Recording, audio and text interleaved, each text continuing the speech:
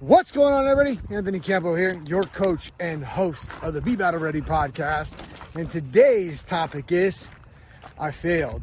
So let's lock and load and dive into today's daily battle. Welcome to the Be Battle Ready podcast, where we take a deep dive into what it takes to be battle ready in your lifestyle so that you can go to war on your life and the marketplace and win.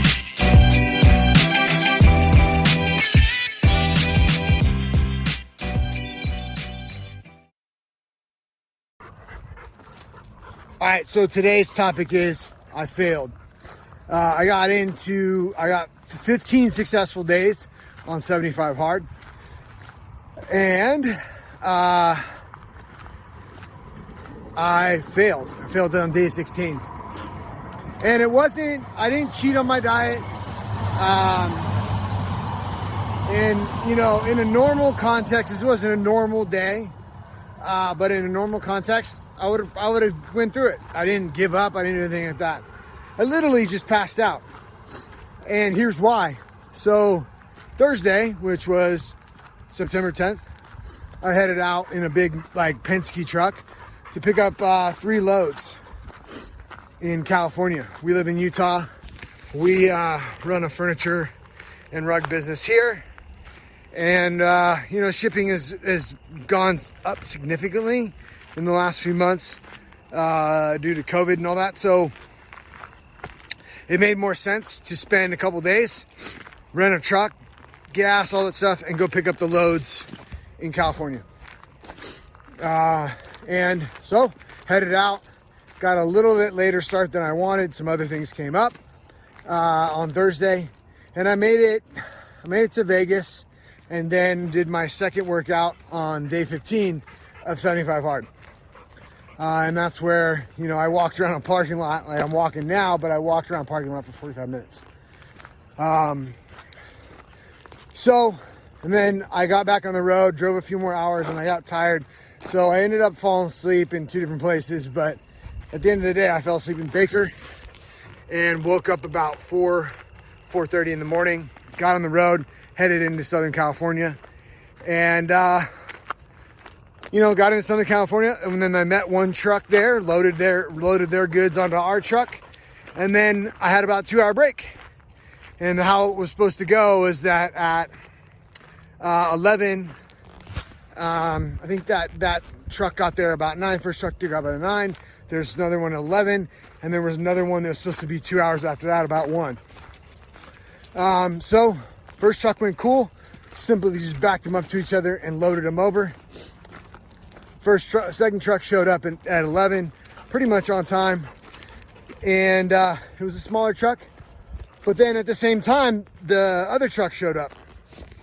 And it was a 53-foot truck. It wasn't fully loaded, but this is where it gets spicy and gets a little interesting. So we've used storage units in the past. We've had up to 4 storage units at once, of the larger ones. And our storage units out here don't mind. They let us do our thing, get in, get out. But this storage unit, the manager, the guy on duty, freaked out. Freaked out because we were unloading trucks in his, we rented a unit, and he was freaking out that we were unloading this many trucks in one day. And we were literally just loading them up and leaving. And we don't, one of my family members unloaded a truck there for the same purpose.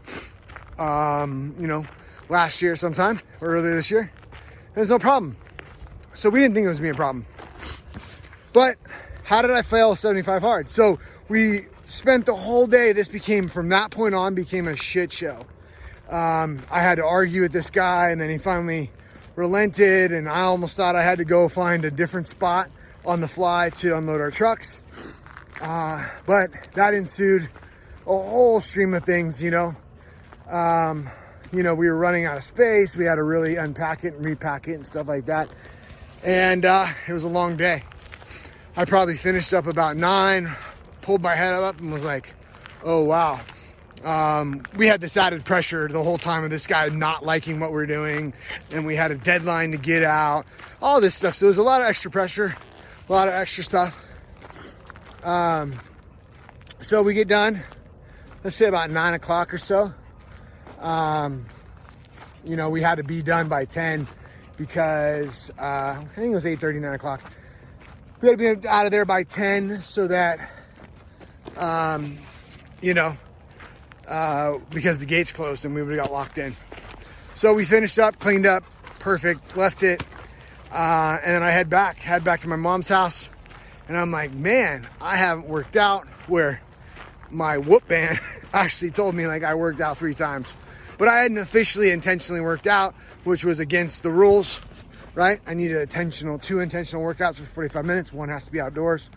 I probably had 3, but I was facing that dilemma. I was like, oh man, do I count those as workouts? Do I not? And then I was like, okay, I got a lot to eat. I got a lot to eat because I literally didn't stop all day. So, I had one meal early in the day and drinking water. So I just started eating, right? And then I ate a bunch. I was full. I was like, all right, I'm going to just sit down on the couch, lay down on the couch. Ended up passing out on the couch.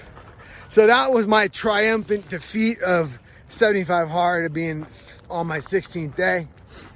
But here's the point, right? It's not about the failure. It's not about this inspirational thing. But what I realized in that, and I was like, fuck, do I really need to go through this? Because I already do Warrior Core 4. And the thing with Warrior Core 4, you don't have to hit it every day, but they encourage you. And they somewhat align. There's a little extra to do in 75 hard, but I was like, man, do I just take what I did at 75 hard? And I'll get to this in a second. Do I just take what I've really built and really pulled out? Because I was like, man, what if I applied that? Because there was times that I didn't plan well. I didn't, do whatever. And I'm out late at night, literally one night. I did 2 walks, probably one at 8 and one at whatever. It was crazy. It was like I was out till almost midnight. And, that exposed me. It exposed that was part of it. I was thinking is exposing my, areas that I need to do. And that was the big revelation. It was like, my question was, do I push forward? I've learned this. Do I just take that and apply that type of dedication, only apply it to everywhere else? And then it hit me. It's like, to pull this off and to continue push forward in other areas, like my level of planning and getting shit done and not dragging my feet and all the bad habits and I have, would require me to overcome that and level up at a different level that I wouldn't have done anywhere else, right? Look, workouts aren't hard. An hour and a half workout. It's really the time, right? I'm doing good workouts. I'm making progress, all that stuff. The diet was really just leveling up to the fact of making sure that, I don't snack or, I don't, take, I'm going to go out to dinner tonight, right? And give those little mini breaks. And, that was a whole different shift in mindset and a whole piece of growth.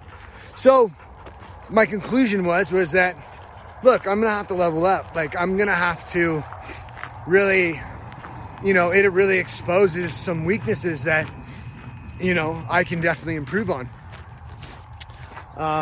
in leading myself, really.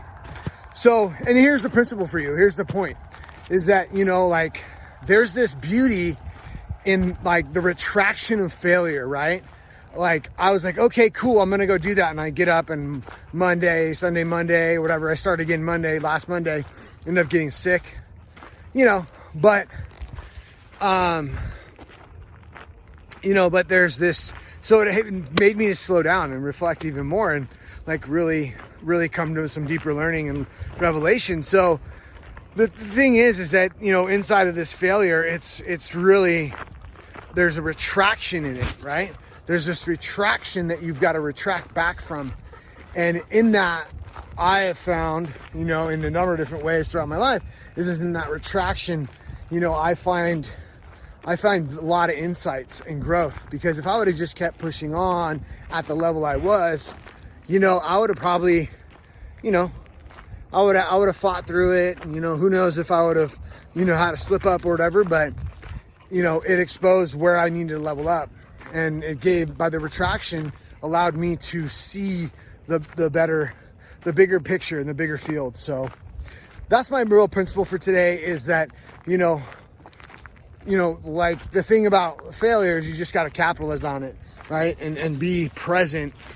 And there's another lesson in there, is that, how can we apply that retraction in our everyday, right? Instead of just pushing forward and fighting through it, which is a great quality, but after a period of time, like, you need to level up your skills. You need to level up, like, how well you're executing and stuff, and who you're showing up to be. So, what I want to know for you, where in your, your business, is it in your leadership, right? Is it clarifying your purpose, your vision to your team? Is it laying out the plan? Is it empowering your team? Is it letting go? Where are you, like, trying to drive through and push through and not allowing yourself literally to fail? Like, you're avoiding the failure. And where can you level up? Where are you avoiding? Where can you shift the way you're being and who you are? Not in a bad way, not in a fundamental way, but, like, not that you're a bad person, but it would just benefit you if you did. I'd love to hear from you. If you want to join a little Facebook group I got, I'm putting up a bunch of new content, a lot on how to build playbooks, a lot of unpacking, all these tools and systems that I've used over the years that have finally just, like, okay, it's time to unpack that and document that stuff. So I'll be creating that in our Facebook group. I don't know if it's going to be up forever in there, but it'll eventually turn into course content and curriculum. So I'd love for you to join. It's called Be Battle Ready. And I look forward to supporting you. And you guys have a great night. This concludes another episode of the Be Battle Ready podcast. If you're looking to put it all together across all the areas of your life and be battle ready, come get connected with powerful leaders in our Be Battle Ready Facebook group, where we will be dropping new battles to win each day.